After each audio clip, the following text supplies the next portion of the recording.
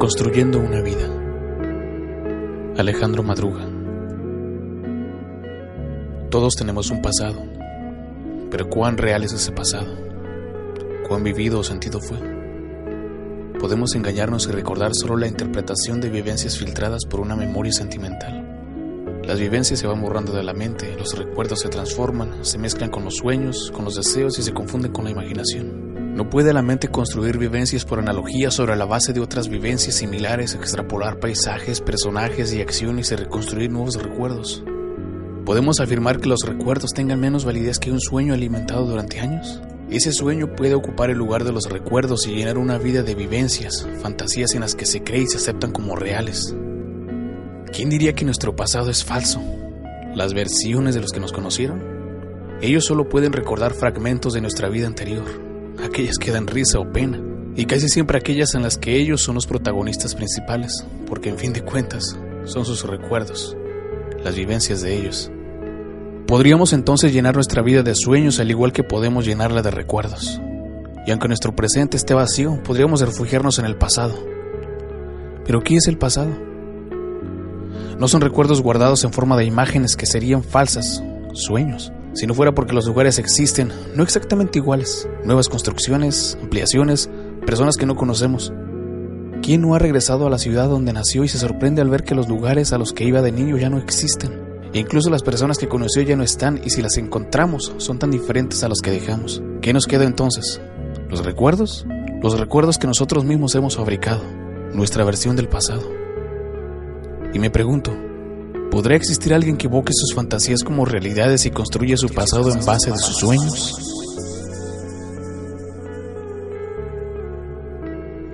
Sonó el teléfono. La pared pantalla se encendió. Vamos, Alex. Sé que estás ahí, contesta. Vamos, hombre, tienes que regresar con nosotros. Tú eres el mejor, Alex, el mejor componedor de escenas que ha tenido la Computer Films. Hace años que te fuiste y no hemos podido encontrar quien te reemplace. Tú eres insustituible, Alex. Te necesitamos. ¿Qué escenas aquellas? Solo tú podías lograrlas. ¿Recuerdas cuando...? Se puso de pie y desconectó el aparato. La pared se apagó. Se escuchó el timbre del teléfono. Luego la computadora comenzó a emitir un sonido monótono, intermitente. Malditos, ¿cuándo me dejarán en paz? Ya les di suficientes ganancias, ahora déjenme tranquilo. Él sabía lo que ellos se proponían, el por qué seguían interfiriendo en su línea. Lo estaban provocando para que él los demandara, para así empezar un largo pleito. Eso era precisamente lo que ellos buscaban, un largo y costoso pleito, que terminara por agotar sus ahorros y entonces tendría que volver a trabajar para ellos. Sin embargo, él tenía una computadora oculta que trabajaba fuera de la red. Nadie podía obtener el permiso para instalar en su casa una computadora profesional si no era a través de videored. Y a esta no le convenía enfrentarse con la Computer Films, pero él tenía sus contactos. Logró obtener el último modelo de computadora y conectarla a una red personal con multimedia, realidad virtual, videos tridimensionales y almacenamiento holográfico. Ellos no podían imaginar que a escondidas él continuaba componiendo escenas, las escenas de su vida. Cuando él la conoció, él no trabajaba, era un paria. A pesar de su inteligencia, carecía de voluntad para estudiar alguna profesión seriamente. Penoso en extremo, introvertido por naturaleza. Prefería pasar inadvertido, siempre solo. La soledad era su refugio. Allí construía sus propias películas. Era un fanático de los autofilms que solo sus amigos más allegados podían ver, y esos se sorprendían de su imaginación. Así fue como la conoció. Alguien le habló de sus películas y quiso verlas. Le agradaron mucho sus filmes y a él le agradó mucho más su compañía. Era la hija de un eminente científico autosuficiente y sectarista. Detestaba a todo aquel que no era científico y sobre todo si era un paria, un sin trabajo. La primera vez que habló con él dijo mirándolo con desdén: ¿así que usted se considera un hombre común? Usted ni siquiera es un hombre común. Es menos que eso. Usted es un paria, un ser que no aporta nada a la sociedad. Es nada. Y desde entonces estudió. Se esforzó día y noche. Tenía que triunfar, ser alguien, lograr algo en la vida. Encendió la red y colocó el video a la computadora. La pared pantalla se encendió. Sonrió. Era Natalie cuando cumplió los 3 años. Él la tenía cargada. Su esposa picaba el cake. Recordó que esa escena la había compuesto cuando dejó el trabajo. Ahora venía la parte en que Paul se cae y se embarra de merengue. Al principio pensó llorar, pero al ver que los demás reían, comenzó también a reír. Recordó las horas que pasó componiendo esas escenas. No fue fácil simular las imágenes, lograr los efectos de las voces, las expresiones del rostro, darles vida a cada gesto. Estuvo horas contemplando las películas, sus vacaciones en Suecia. Paul, después de mucho esfuerzo, aprendió a patinar sobre la nieve. Natalie no, ella era más indecisa. En cambio, le gustaba mucho hacer muñecos de nieve. En su expresión se reflejaba que nunca antes había visto la nieve. Se sentía satisfecho de sus montajes. Los efectos eran tan reales que hasta él mismo, a veces, dudaba de que lo fueran. Solo esa nostalgia que lo embargaba era real. Lo otro era más que una película, que día tras día, año tras año, había estado construyendo. Fue hasta el espejo convencido de que algo no andaba bien. ¿Cómo me han salido canas? Tengo que actualizar mi imagen en la computadora. Se acordó que Billy debía enviarle los últimos videofotos. También su familia tenía que ser actualizada. El 24 de este mes era el cumpleaños de Paul y pensaba montar una gran fiesta. Pensó en ella cuando le dijo que no. Él no insistió. Era natural que ella lo rechazara. Aunque ya entonces era el mejor componedor de escenas de la compañía, ¿a quién le interesaba un hombre como él? No era un científico. Es cierto que ganaba mucho dinero y hacía que otros ganaran aún más, pero eso no es todo. Él no daba conferencias, no había escrito ningún libro, era nadie. ¿A quién podía importarle? Como era de esperar, ella se casó con un científico famoso y tuvo 2 hijos, Natalie y Paul. Desde entonces se convirtió en su sombra y su amigo Billy, su sabueso, quien cada mes le enviaba los videofotos con los cuales iba reconstruyendo su vida. ¿Qué importaba que cada cual hubiese tomado un sendero diferente?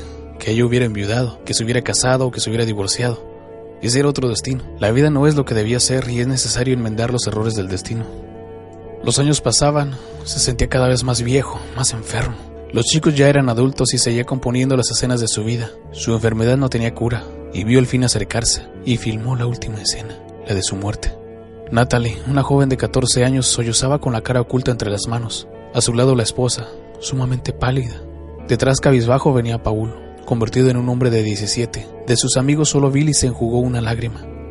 Los demás con rostros de hielo. Calculaban los millones que dejaron de ganar. Abrió el paquete y dentro venían varios videos y una carta en la que decía: cuando tengas esta carta en tus manos, yo habré abandonado este mundo sin dejar rastro. Solo estos videos, lo único importante que he realizado en mi vida, son tuyos. Tú sabrás qué hacer con ellos. Alex. Ella estuvo horas contemplando los videos. Luego llamó a sus hijos. Miren estos videos y después hablaremos. Estaré en mi cuarto esperando. Estaba sentada en la cama con los ojos entreabiertos, aún húmedos, con la sensación de que había muerto alguien que no debió morir así. Sus hijas entraron. ¿Qué significa eso?, preguntó Paul desconcertado. Natalie, con intuición femenina, se abrazó a su madre. Ese hombre pudo haber sido nuestro padre.